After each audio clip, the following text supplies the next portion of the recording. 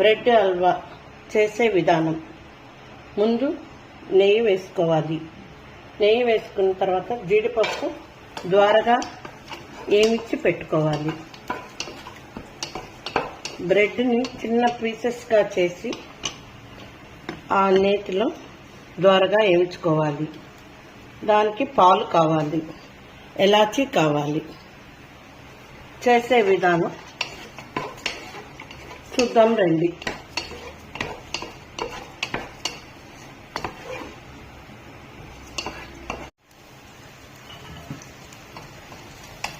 చూడండి, సేమ్ ఇందాక వేయించుకున్నట్టే ఈ పీసెస్ని కూడా బాగా వేయించుకోవాలి.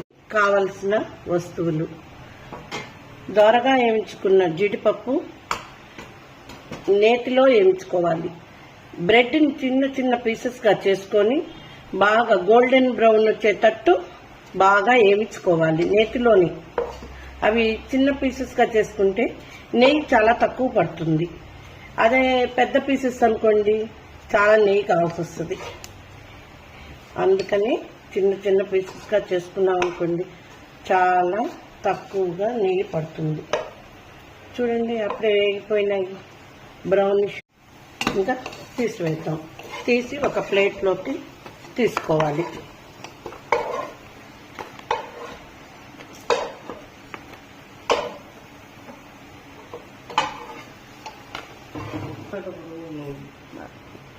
Sugar ready.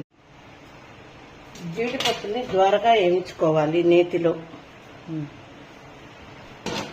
తర్వాత బ్రెడ్ని సన్న పీసెస్గా చేసుకొని బాగా వేయించుకోవాలి.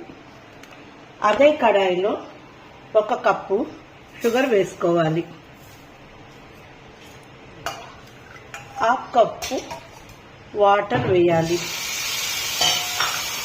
దాన్ని బాగా కలయబెట్టాలి. కొంచెం తీగ పాకం రావాలి. అలాగా అయింది. పాలు దగ్గరికి పోయినాయి కదా, దగ్గరికి వచ్చింది కదా, ఆ పాలు కోవలాగా అయింది. చూడండి ఎంత బాగా వచ్చిందో. కలర్ఫుల్గా ఉంది కదా. టేస్టీ కూడా అలాగే ఉంటుంది.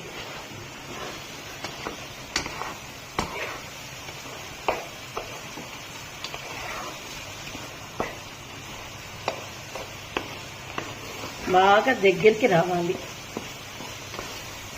మనం వేసిన నెయ్యి పైకి రావాలి బాగా. అప్పుడు ఒక 3 days